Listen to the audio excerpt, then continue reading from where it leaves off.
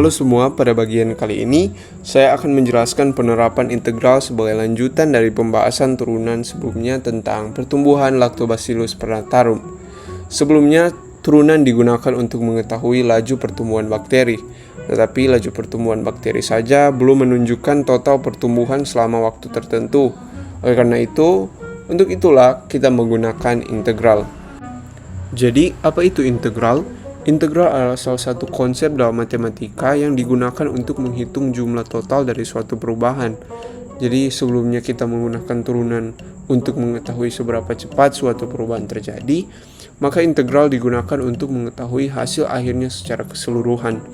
Jadi secara sederhana, integral dapat diibaratkan seperti menjumlahkan perubahan-perubahan kecil yang terjadi dari waktu ke waktu. Nah, berikut adalah data laju pertumbuhan bakteri Lactobacillus preventarum yang telah saya hitung sebelumnya dengan menggunakan konsep turunan. Integral dari data laju pertumbuhan bakteri tersebut dapat dituliskan sebagai integral dari Y aksen T terhadap waktu dari 2 sampai 12. Tanda integral ini menunjukkan bahwa kita ingin menghitung total pertumbuhan bakteri selama rentang waktu tersebut.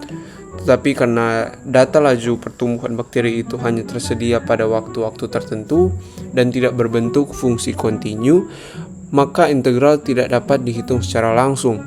Oleh karena itu, tanda sama dengan diganti menjadi tanda mendekati yang menunjukkan bahwa perhitungan dilakukan menggunakan metode pendekatan.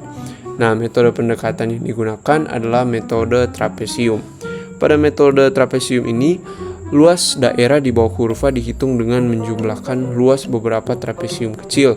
Setiap trapesium dibentuk dari 2 titik data yang berurutan, yang dimana nilai YI dan YI plus 1 menunjukkan laju pertumbuhan pada 2 waktu yang berdekatan, sedangkan TI plus 1 dikurangi TI menunjukkan selang waktu antar pengukuran.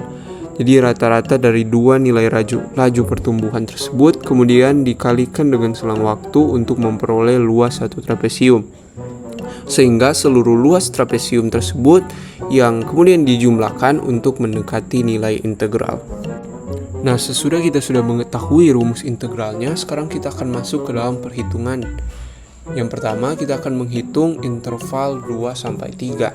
Nah, pada interval waktu 2-3, laju pertumbuhannya adalah 0,54 dan 0,78. Bisa dilihat dari gambar tabel yang telah ditampilkan. Nah, kedua nilai tersebut dijumlahkan lalu dibagi 2 untuk mendapat rata-rata. Karena selang waktu satu satuan yaitu 3-2, sehingga jika dioperasikan hasilnya 0,66. Selanjutnya kita akan menghitung interval 3-4. Untuk interval 3-4, cara perhitungannya masih sama, rata-rata laju pertumbuhan dikalikan selang waktu satu satuan, sehingga diperoleh 0,7475.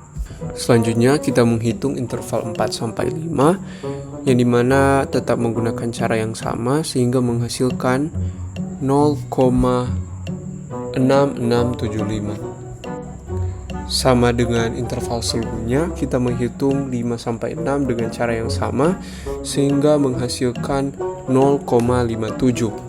Nah, selanjutnya kita menghitung interval 6-8 yang dimana laju pertumbuhannya adalah 0,52 dan 0,36, dimana kedua nilai ini dijumlahkan lalu dibagi 2 untuk memperoleh rata-ratanya, dan hasil tersebut kemudian dikalikan 2, yang dimana angka 2 ini berasal dari selang waktu antara 6 dan 8, yaitu 8 dikurangi 6, sehingga luas trapesium pada interval ini adalah 0,88. Interval yang terakhir yaitu dari 8 ke 12, selang waktunya adalah 4 satuan.